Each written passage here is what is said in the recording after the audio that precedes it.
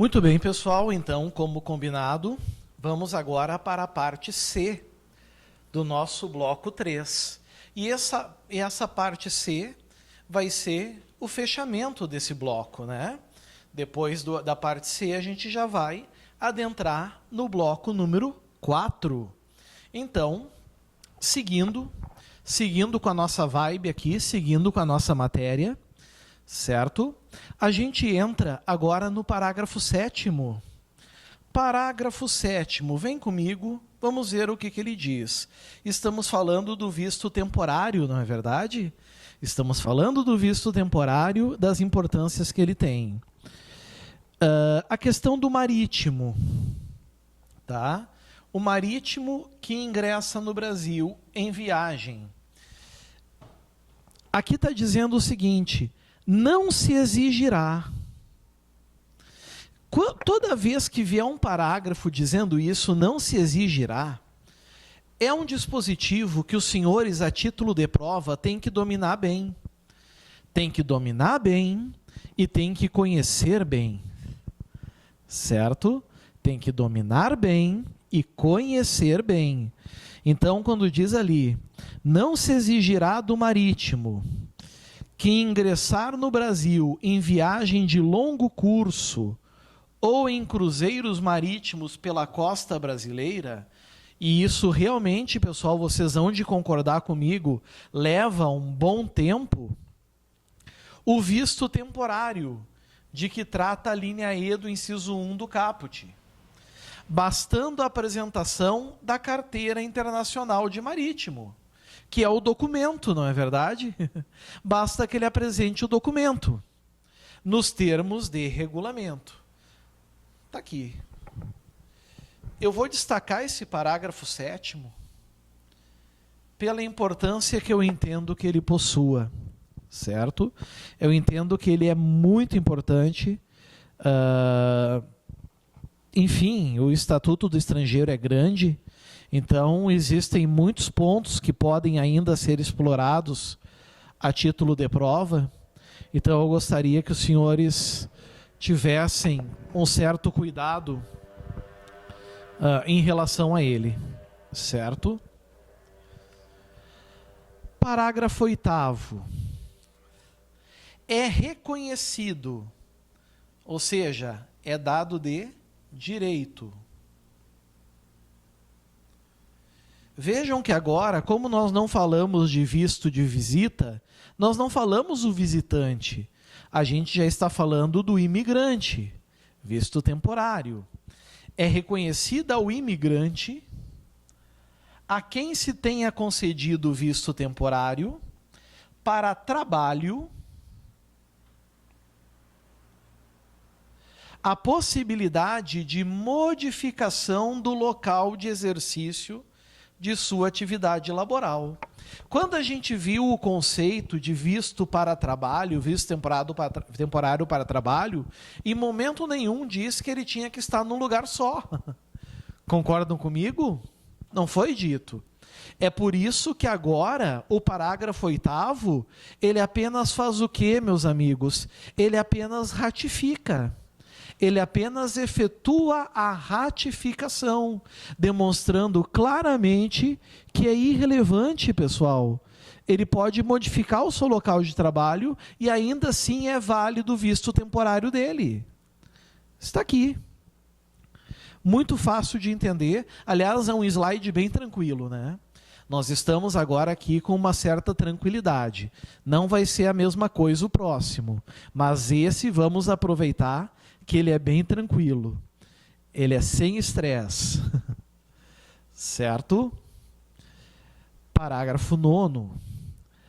O visto para a realização de investimento, geralmente são empresários,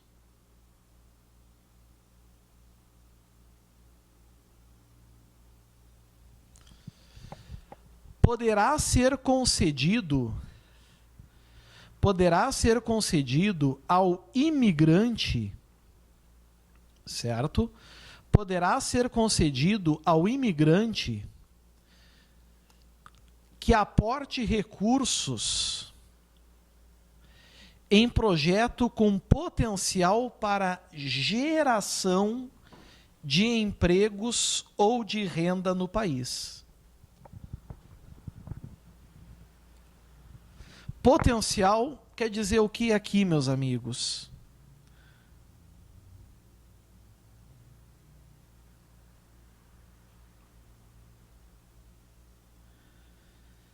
Capacidade. Potencial aqui quer dizer capacidade. Então, o visto para a realização de investimento poderá ser concedido ao imigrante que aporte recursos. Então, ele tem que ter esse aporte, o valor. O investimento, então, ele já tem que estar o quê, pessoal? Demonstrado, comprovado, com potencial para geração de emprego ou de renda do país. Tem que ter o quê?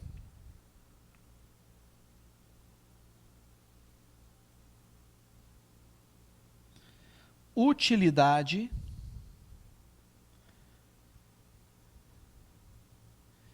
econômica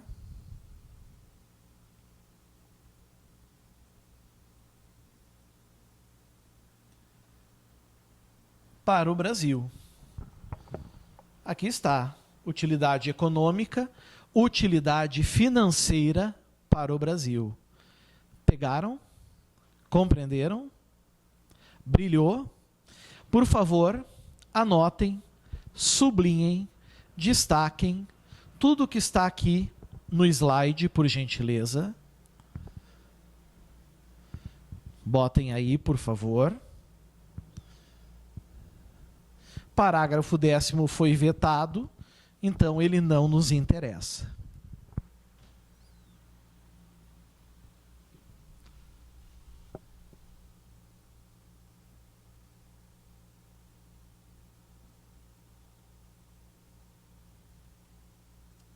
Era paulada. Aqui nós vamos ter agora, amigos, a subseção 5. E a subseção 5, meus amigos, fala de 3 tipos de visto. A gente já viu o de visita, a gente já viu o temporário. Agora nós vamos estar falando do visto diplomático, do visto oficial e do visto de cortesia. Aqui está. Certo? O artigo 15, ele tem uma importância, por isso que eu vou destacar ele. Tá? O artigo 15 tem uma determinada importância, por isso ele merece um destaque. Ele diz assim, ó, os vistos diplomático, 1, oficial, 2, e de cortesia, 3, serão norma impositiva, certo? Não está escrito ali poderão ser, é serão concedidos,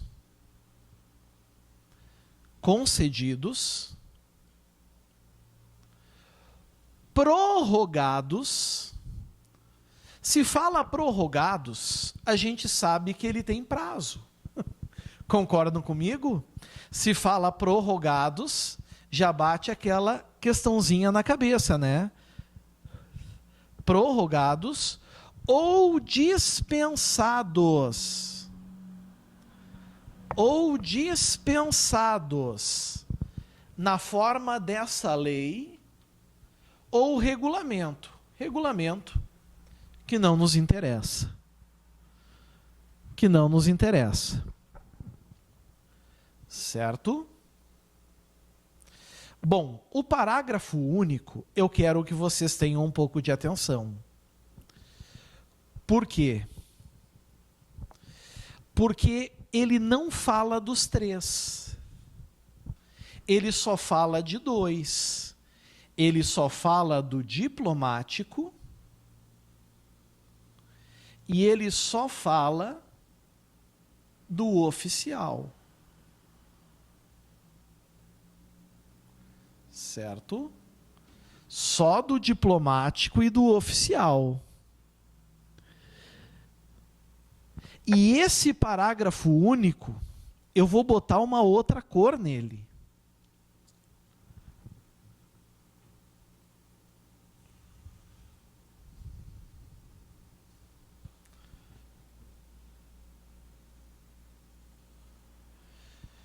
Os vistos diplomático e oficial poderão ser transformados, olhem em que? Autorização de residência. O visto de visita pode? Não. O visto temporário pode? Não. O visto de cortesia pode? Até o momento, não. Por enquanto, somente o visto diplomático e o visto oficial poderão ser transformados em autorização de residência. Olha que questão maravilhosa para cair em prova, pessoal. Que questão maravilhosa para cair em prova. Se deram conta? O que importará cessação de todas as prerrogativas, privilégios e imunidades decorrentes do respectivo visto. Então, enquanto não era autorização de residência, existiam benesses, existiam vantagens que o visto concedia. No momento que se transforma em autorização de residência, acabou, porque aí vai prevalecer a igualdade e a isonomia entre todos os cidadãos brasileiros. É como se fosse um brasileiro como qualquer outro. Se deram conta disso? Então, nesse momento, cessam os privilégios, cessam as prerrogativas, cessam as imunidades. Acaba. Eles são, amigos, tratados como qualquer brasileiro. Cuidado com isso a título de prova.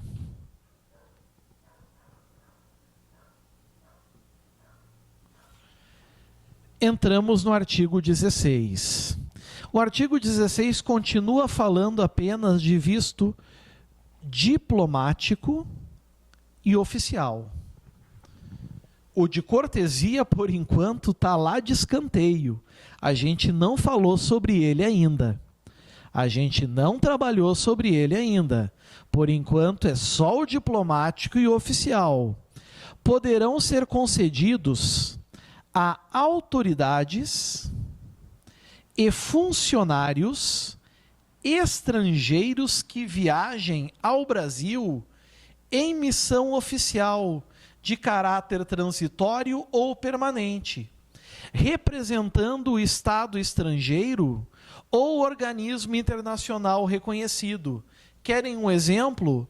Os diplomatas, os embaixadores, eles ganham, certo, este visto.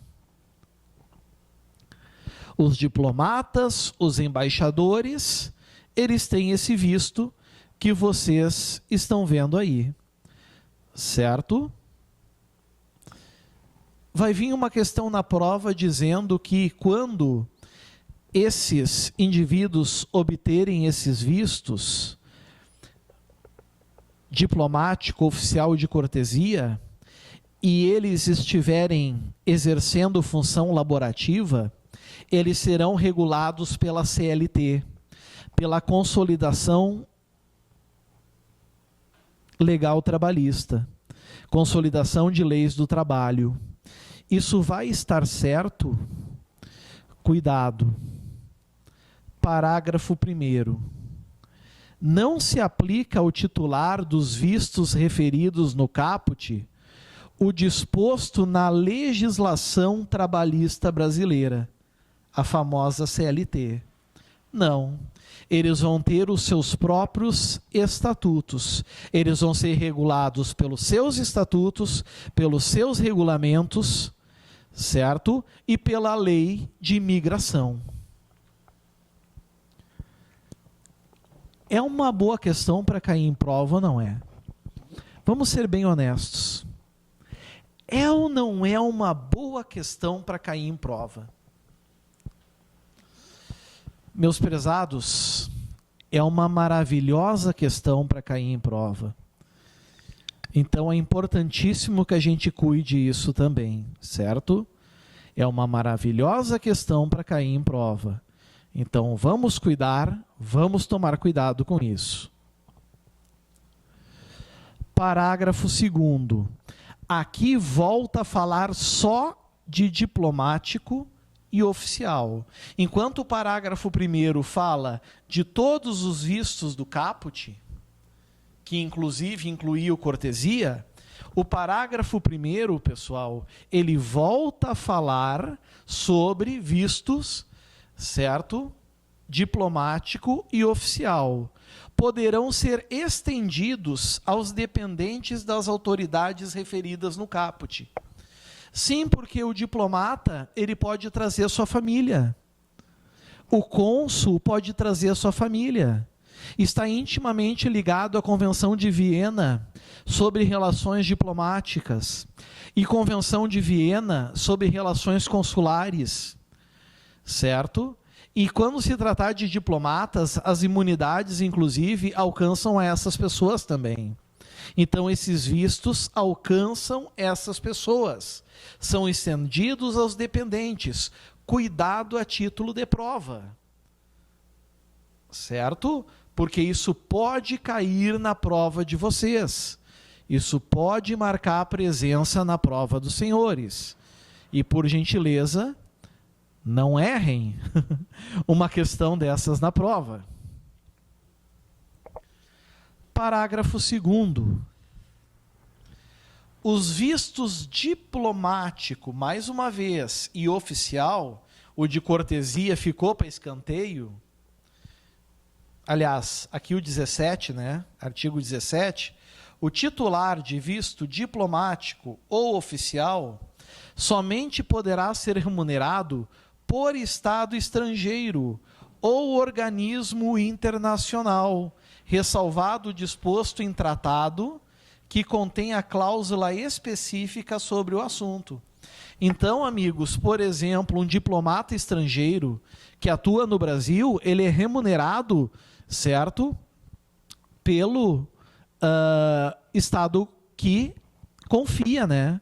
Que é o que remete, certo? Cuidem isso. É o chamado Estado acreditante, assim que a gente chama no direito internacional. É ele quem remunera, a não ser que exista algum tratado contrário a essa regra. Mas a regra é essa, tá? A remuneração é do Estado acreditante, não o Brasil, que seria o chamado Estado acreditado. Ok? Boa questão também para cair em prova. Então, vamos supor que tem um diplomata da Áustria no Brasil. Quem paga ele é o Estado acreditante, é a Áustria, certo? O visto dele, o visto oficial dele, ou o visto diplomático dele, certo? Garante a ele essa prerrogativa. Parágrafo único. O dependente do titular de visto diplomático ou oficial poderá exercer atividade remunerada no Brasil, sob o amparo da legislação trabalhista brasileira. Não quer dizer que vai ser aplicado as regras da CLT. Desde que seja nacional de país que assegure reciprocidade de tratamento ao nacional brasileiro, por comunicação diplomática. Reciprocidade, eu já expliquei para vocês o que é, não é verdade? Eu te ajudo, tu me ajuda, certo? Relação de reciprocidade. Quando acontecer algo no Brasil, o estrangeiro age da forma X. Quando acontecer o contrário, o Brasil também vai agir da forma X. Isso é reciprocidade. Aí, amigos, é possível exercer atividade remunerada no Brasil. Então, cuidem com esses artigos. Artigo 16, artigo 17 e artigo 18, porque são artigos que falam dos vistos diplomáticos e visto oficial.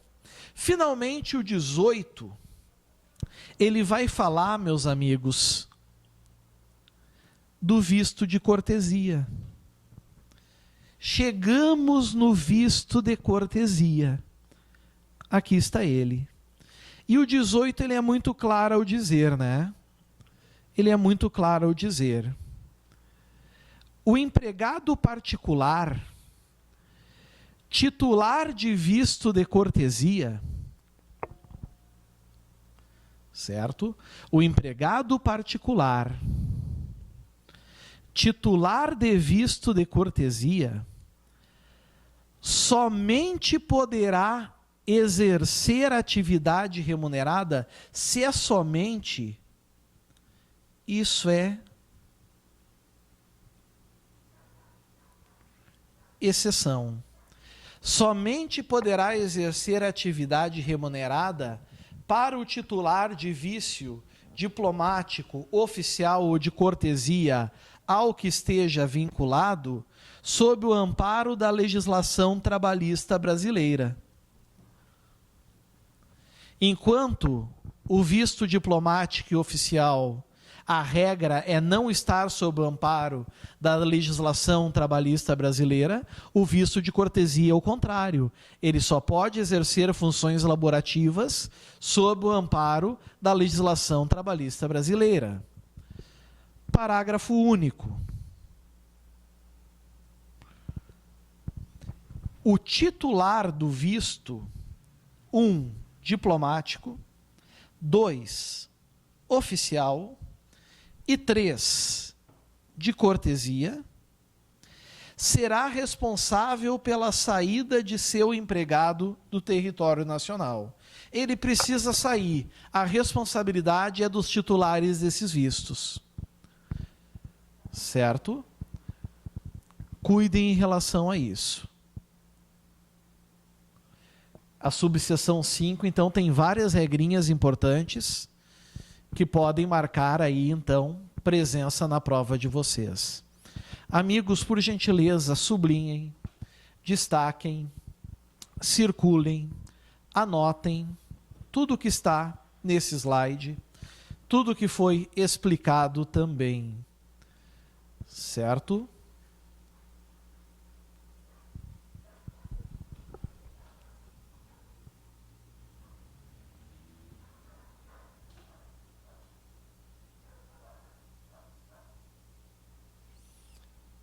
Muito bem.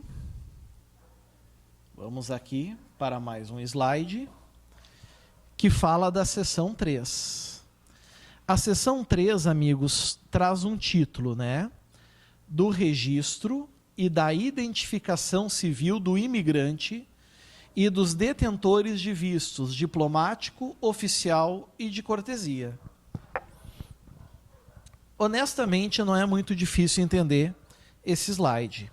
Ele tem, na verdade, 4 artigos e cada artigo traz uma regrinha importante que pode vir a marcar presença na tua prova. Vem comigo. Vem comigo. Artigo 19. O registro consiste na identificação civil por dados biográficos e biométricos. Biográficos é o histórico de vida. Biometria são, por exemplo, impressões digitais. E na tua prova pode vir que é facultativo. Na tua prova pode vir que é facultativo. Vai estar errado. É obrigatório. A todo imigrante detentor de visto temporário ou de autorização de residência. Certo? Cuidem isso. Visto temporário e autorização de residência tem que ter identificação civil por dados biográficos e biométricos.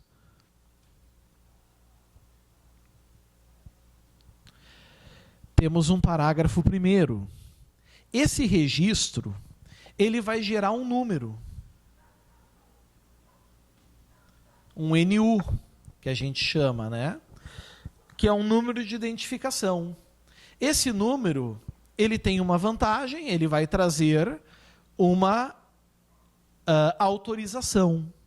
Uma autorização vai garantir o exercício, não só o exercício, é o pleno, total, pleno exercício dos atos da vida civil. Ou seja, estando aqui dentro, pode fazer tudo o que um brasileiro faria. Tudo o que um brasileiro faria. Certo? Cuidado em relação a isso, pessoal. Muito cuidado em relação a isso. Parágrafo 2º. O documento de identidade do imigrante, vejam que ele vai ter um documento de identidade diferente. O meu pai tinha, a identidade dele era diferente. Por isso que eu lembro, nesses casos aqui. Será expedido com um número único de identificação. Aqui está. É apenas um número. É um documento bem diferente dos nossos RGs daqui. Bem diferente. Parágrafo 3º. Enquanto não for expedida a identificação civil, até porque, por questões burocráticas, isso pode acabar, levando um tempo, não é verdade? Por questões burocráticas, isso pode acabar levando um tempo. O documento comprobatório de que o imigrante solicitou a autoridade competente, ou seja, a ficha, o documento comprovando a solicitação, garantirá ao titular o acesso aos direitos disciplinados nessa lei. Então, começa a valer os atos da vida civil através da solicitação. Boa questão para cair em prova. A partir da solicitação, nós já vamos ter esses direitos. Certo?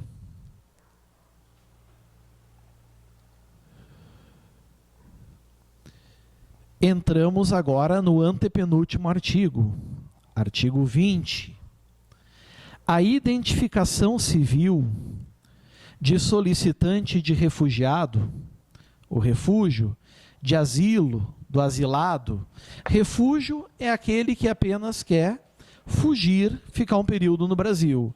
O asilado é aquele que quer, meus amigos, fixar morada no Brasil, porque no seu país, por questões de calamidade, não pode. Ou reconhecimento de apátrida, ou seja, não tem uma nação determinada, e de acolhimento humanitário, como também situações de calamidade, poderá ser realizada simplesmente com a apresentação dos documentos de que o imigrante dispuser. Até porque, geralmente, ele sai com o que tem, com as mãos nos bolsos. Ele pega tudo que ele puder pegar e foge. Não dá para esperar dele muita coisa. E o legislador aqui, se vocês forem perceber, ele teve essa sensibilidade. Ele teve a sensibilidade de perceber esse detalhe. Certo, pessoal? Então, muito cuidado em relação a esse ponto também, tá? Muito cuidado em relação a isso. Penúltimo artigo, artigo 21. Os documentos de identidade emitidos até a data de publicação dessa lei continuarão válidos até a sua total substituição. Aí não é preciso, pessoal, ir trocando, não é trocado um dia para o outro, até havendo a substituição, eles são válidos. Isso também é uma facilidade da lei de imigração. Por fim, artigo 22. A identificação civil. O documento de identidade e as formas de gestão da base cadastral dos detentores de vistos diplomático, oficial e de cortesia atenderão às disposições específicas previstas em regulamento. Todo capítulo termina assim, né? Toda sessão termina assim, certo? Mostrando que o regulamento vai complementar. Meus caros, por gentileza, sublinhem, destaquem, anotem tudo o que está nesse slide, certo? Importante, porque ainda envolve a questão dos vistos, né? Nós vimos, então, vistos de visita, vistos temporários, visto diplomático, visto oficial, visto de cortesia. Ok?